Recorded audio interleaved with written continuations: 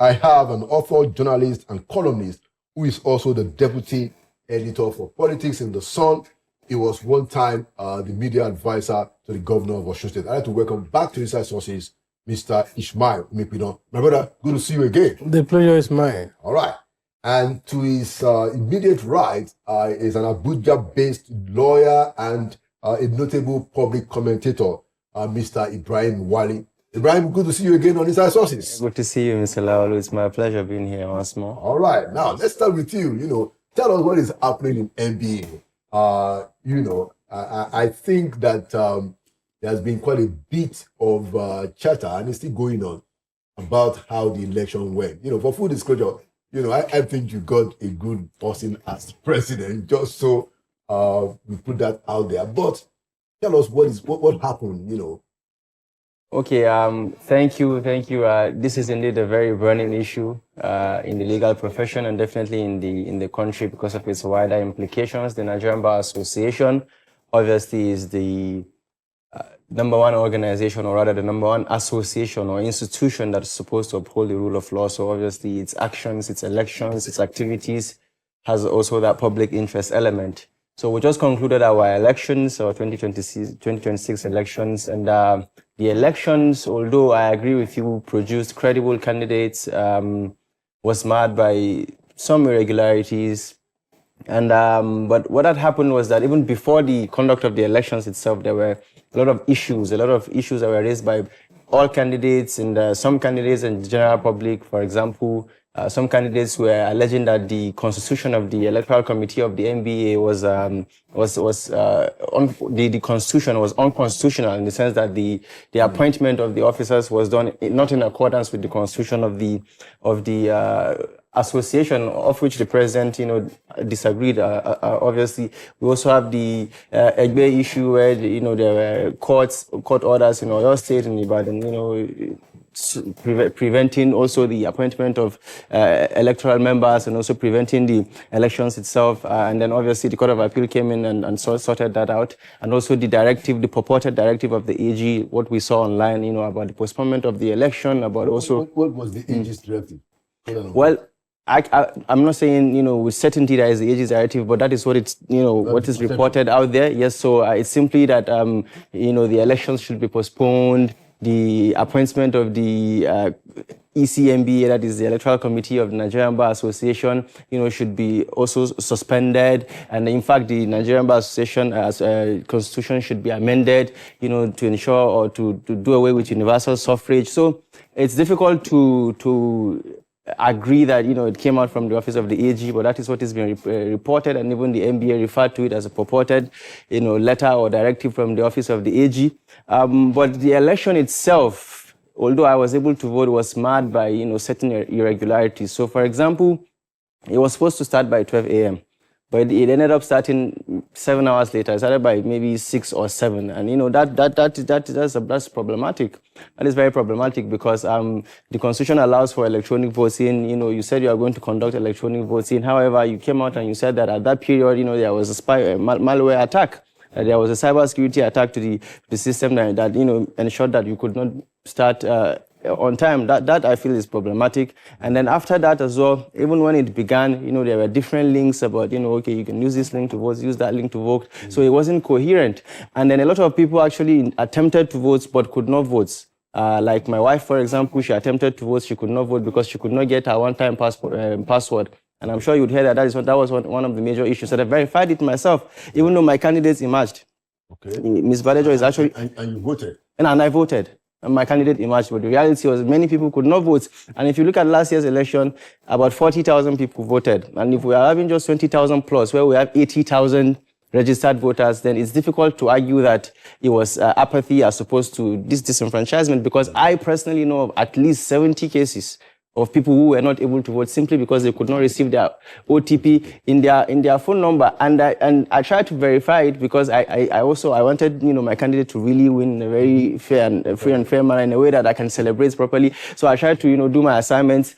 And it's not as if their numbers, they usually receive official NBA messages from both their numbers and their mails. So their mails and numbers are definitely connected to the system. So it's not a case of, okay, maybe you gave there was a mistake in your number or your mail. So I had to verify. I looked at the mail. I said, okay, but you've been receiving updates from the NBA regarding, so they definitely have your mail connected to your Supreme Court number. So I think that really whittled down the fairness of the process. And as much as I believe that, we have a president now who's going to, take the bar to, I believe, a high level, but this must be addressed one way or the other. Okay. Yes. Thank you for that rendition. My brother, Mr. Ishmael, what's your take generally? Well, generally, I will let me start by congratulating the president-elect. But I pray and hope that she will take a cue from the late President Umaru Yar'Adua, who acknowledged the fact that, yes, he was elected president, but that the process that brought him into office was marred by several irregularities. And he promised Nigerians that he was going to reform the electoral law. And we must give credit to him because apart from setting up panel to look at those laws, there were genuine commitment and steps from him to ensure that our electoral system was reformed. And whatever progress we have made so far with regards to our electoral system, credit must be given to the late President Umaru Musa Yar'Adua for acknowledging that fact. So I just listened to my colleague here, and I want to commend him because in most cases, people who are part of a system find it very difficult to condemn, the system when what is wrong is very obvious, and especially when his candidate, that really touched me. It shows that we still have hope in this country, that there are people who are willing to say the truth, no matter whose ox is, God. Well, NBA, what has happened in NBA for me is a reflection of the Nigerian society. And that goes to show that the elite in this country are part of our challenges. Because if within a professional body we cannot have elite consensus, I doubt if we will ever have that in the society generally. Don't forget that in the last 4 elections, there has been issues with regards to NBA election. And I think if the first one was a mistake, the second one was a mistake, how do we describe the third and the fourth one? Becoming a pattern. It's becoming a pattern, and they must watch it because they are the ones who go to court to challenge irregularities in general election. And here we are being confronted by irregularities within their own circle. So it's a big minus for the elite association. I pray and hope that they will do something very urgent, to nip this in the bud, so that when next we'll have NBA election, we'll not be discussing about irregularities and things like this. Like that. Very, very important point, and I agree with both yourself, Mr. Nifidon and Mr. Wali, that while of course we have somebody emerge as president who clearly has quite a bit of acceptance, even across the country, that she would take a good look at what had happened and see how she can fix it, even though she has become a beneficiary of the process. And the other thing that I wanted us to talk about is that and I'll start with Ibrahim, and we sort it very quickly. So is the problem with the electoral voting itself? Because I also know that some of these problems we can trace it back to as far back as during the military days, when it became clear that the government of the day wanted to have a hand in what is happening in NBA, because NBA was very strong, then. And it seems that it got to a point where, issues of ethnicity and region became quite entrenched in NBA. And now you now have a situation where there seems to have been some kind of consensus that we zone it. But even within the zone, so this was zoned to the southwest, but even within the zone, there couldn't be an agreement, By the way, one of the candidates comes from Oyo State, which is from my state, and I'm told that they have to tell the guy that no, it's not on Oyo State's turn, it's the turn of Osun State, but then you have the woman coming from Ogun State or even Lagos, So my point is that even when we agree on the zoning, you still have all of this. So two questions in one. Maybe you just tell us more about, was it a technical glitch? Does that mean that this electronic voting thing is not what we should be talking about? And then, maybe Ishmael will look at the political dimension. Thank you. Firstly, I must say that the election, just to elaborate, the election was zoned to, this election was zoned to the western zone. So it's not the southwest per se, but I think because, the southwest dominates the western zone. So where else is in Delta and Edo states. Oh, okay. They hold west. So that's the western zone. And then the entire states of the north, is the northern zone. And that's just one zone. And then the entire states of the east, and the south, the west, the southeast, and the south forming the eastern. So there are three zones. So there are three zones. So it rotates across these three zones. So even when you now go in the country, when you now go into these zones, it now has a different rotation. But this first zoning is actually entrenched in the Constitution itself. I disagree with it, but that is a topic for another day. But regarding the glitch in itself, I mean, this is an election whereby the Constitution, you ought to have, announced, the service provider announced the system, announced the process at least 40 days before the election. There's only 84,000 people who are going to vote.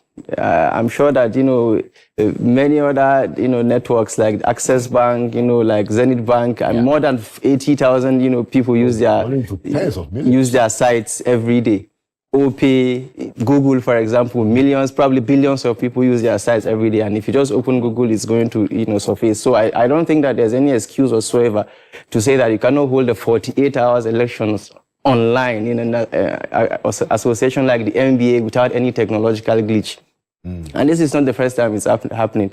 Even in the last election, you had these same issues. One of the candidates, made an elaborate petition. Two candidates made elaborate petitions, and I think this is the problem with the NBA, the failure to self-introspect.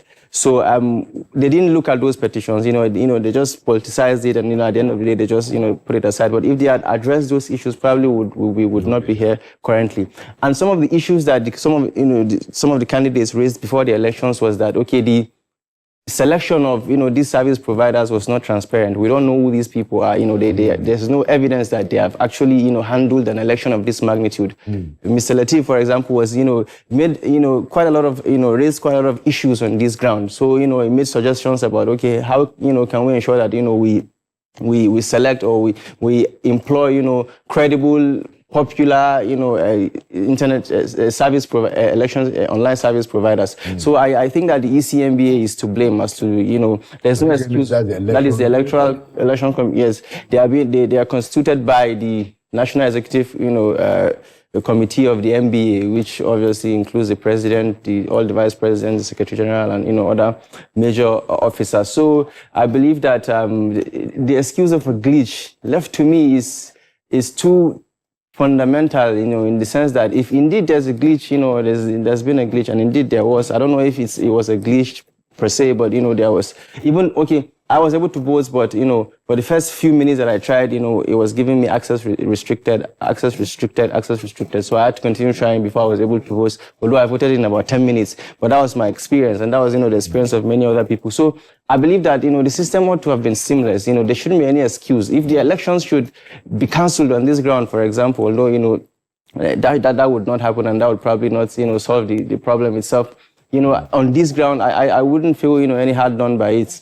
Because even I was really disappointed by the process. So this glitch excuse, if there are any imputations of interference, I'm not going to immediately dismiss it. As much as, you would need concrete evidence for me to, totally accept it. But I'm not just going to outright dismiss it and say, no, that is, impossible. Because it's just, if the committee itself said that, during that first, few hours where they could not, get the system up, they said that there were attempts to interfere into the system. So if you know, hack it. yes, to hack it. So if there's admission to that extent, then who's to say that at the end of the day, the hackers didn't succeed? And that is why they must, furnish us with a proper report as to what it. But this is where the problem lies. We are. I'm not confident that we are going to get maybe a proper third-party audits of the system, because we also have audits of electoral and electronic systems. So, but I'm not very confident in that regard. But I feel like the new president now, my president, can be bold about it, because that is the whole essence of that's the whole essence of our campaign. Be bold about it, and actually sanction a third-party audit of the system. Thank you. Quickly. Well, to add to the points he made, for me, with this experience and other experiences I've had, I don't think we are ready for electronic voting. Because apart from that of NBA, there was another association that tried the electronic voting, and the manipulation that took place, made me wonder if indeed we are really prepared for electronic voting. And this glitch attempt to attack, if you recall very well, was the same excuse made by INEC some years ago over issue of uploading results. So I think there must be sincerity of purpose on our part, if indeed we mean business and really want to progress. I agree that yes, technology, no technology is perfect. It's operated by human. I think the whole thing boils down to sincerity of purpose. Because it's what you impute into the system that the system gives you. And since it's not a robot that is behind the system, it's human being. And if you weigh some of the utterances of some of the lawyers, they seem to be a consensus of opinion that beforehand it was clear that the president and other members of his team were prepared to deliver the president-elect. For instance, one of them told me that in one of their gatherings, that the water that was served, even when the campaign had not started, bore the picture of the president-elect. And somebody challenged the situation, and the president said, well, this is to reduce the cost. They gave us something free. I don't need to question, why they are giving it for us free. And, well, the argument sounds plausible, but the fact that this person is an aspirant, ordinarily, that should have raised, give everybody the same opportunity. The same opportunity. I don't want to believe that some persons prompted her to do that, but when you are campaigning, you deploy all manner of strategies to get, the vote and attention of the people. But NBA will do us a lot of good if they can do something about this problem. We've got 4 elections in a row, and we're having issues. And they must also find a way of redeeming their image with respect to the issue they had with the Rivers State government at some point. They collected money to host the program in the state, and suddenly they decided not to do that. And the man said, give us our money back. And they kept speaking big grammar. Yeah. To me, that was the lowest point of the AFAM presidency. I mean, that was just outrageous. But let's move on, because I want us to also talk about 2027 and our time. We have very little time left. And I'm going to start with you, Ishmael. In your home judgment, we now have all the presidential candidates and the 3 leading presidential candidates. We already know them. There are about 9, I'm told. What do you think is going to shape this election in 2027, the presidential election? What is that 1 or 2 dominant factor that I think will shape the outcome of that election? Religion, ethnicity. Whether we like it or not, these are factors that determine outcome of elections. And for me, that was why the day the president announced his running mate, I said this man has deliberately dodged a bullet, because if they had decided not to run with the current vice president, or do you mean as Muslim ticket? As Muslim, look, on both levels. In the APC's case, it's what I call catch 22. If they drop Shetima, if they had dropped Shetima and brought in another Muslim candidate, there would be problem. If they had dropped Shetima and brought in a Christian candidate, there would be problem. Either way, they would have gone into. This is the safest for them. For the president. Because don't forget that in 2023, the only state the current president won in the Northeast was Borno State, where the running mate comes from. You know, now I'm sure this by next year they will put in more efforts to ensure that they increase, their base. Now, if you look at Atiku, as strong as his candidacy is, they will be bogged down by financial war chest. If you look at the whole country, the state that funded its election in 2023, they are no longer with the party. They are now in APC. They funded Atiku's. Yeah, and finance. We're talking of Delta State. Yeah, finance. Because apart from ethnicity and religion, finance also plays a very huge, role. And so I'm still finding it difficult to see where the funding is going to come from. Wow. Because that is also a major issue. Don't also forget that the litigation has not been done with. You mean from the primaries? Not from the primaries. The issue of registration, no registration. Those ones are still there, and whether you like it or not, it will have its own effect because it can demoralize, But it's going to be very ridiculous. I'm sorry for interrupting, Ishmael. That it will be completely outrageous if our judiciary doesn't ensure that Nigerians get a legitimate choice. But unfortunately, law, there is no sentiment and emotion in law. No, but you see, because the courts also, especially, But I also know that the Supreme Court most often also look at the mood of the nation. I recall, I think it was 2023 election. Yeah. Buhari versus Obasanjo.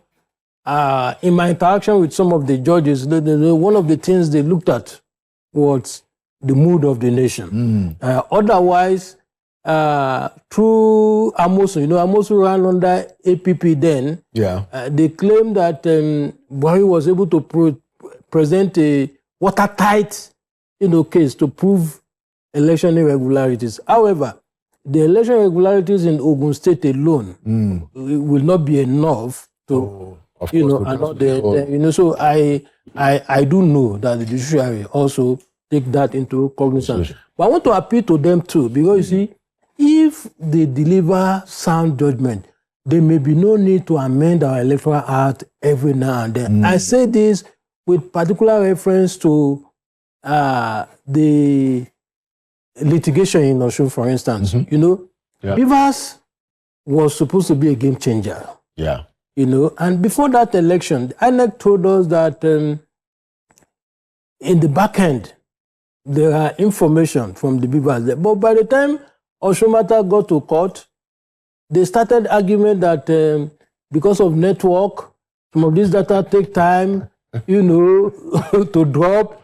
And so you cannot use the information in the back end to come and challenge, what transpired. And I said it clearly in one of my commentaries that the moment the court took side that to prove electoral malpractice or overvoting, that you still needed a voter register.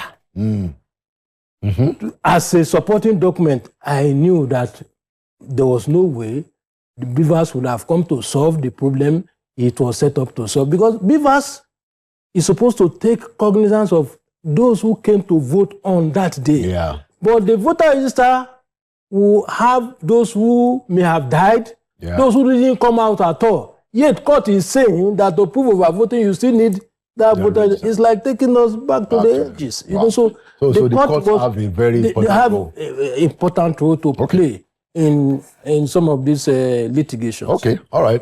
Final word, Mr. Wale, I know that you're also interested in political stuff. Yes, very quickly, because our time is fast spent. What do you think is going to be the one or two dominant issues that will shape the 2027 presidential election? Yes, as much as I agree with my good sir that, religion, ethnicity, all of that, are going to play roles, especially at the macro level, I believe that it's going to actually be based on the strategic mobilization by political parties. I think that the average Nigerian voter is endeared, to, what they know, what is closer to them, what is, if they're part of a system or a part of a program or a part of a project to deliver a certain thing or a certain person. I say this with respect because I also have been involved in elections, as observers, as an aspirant, as this, as that. And I see that, your level of coordination and connection at the end of the day is what determines, especially victory. But at the macro level, it's going to look as if, this religion or that religion. So, but I think this particular election, especially 2027 election, is going to be won and lost by margins. Some people will lose, by the fact that they cannot get 25% in 24 states. Some people will lose after getting 25%, by not getting the majority of votes, and we might even see a rerun. So I think it depends on, the strategy of each political party, which obviously takes us to, finances, structures, personalities, characters, the candidates themselves. But I believe that the economic, there's a consensus as to, the economic reality of the country, especially outside of, elites, economic thinking. The common man, believes that, this is one of the worst periods of their lives. And, it's shown in the prices of fuel, in the prices of, electricity, in the prices of, foodstuff, regardless of the macro economic arguments, the common man, this is the common man's reality. So I think there's that consensus. But I don't think that the consensus is enough to translate into any votes yet for a particular candidate. So I think they all have time, or political party, they all have time, depending on how they deploy their resources and to make their cases. And hopefully we'll see an issue-based campaign. Okay, I mean, we'll be looking forward to an issue-based campaign. And we see how that turns out. Thank you so much, Mr. Ishmael Mipidon and Ibrahim Wale. Thank you for your contributions. And thank you for coming to Inside Sources. The pleasure is mine. Thank you.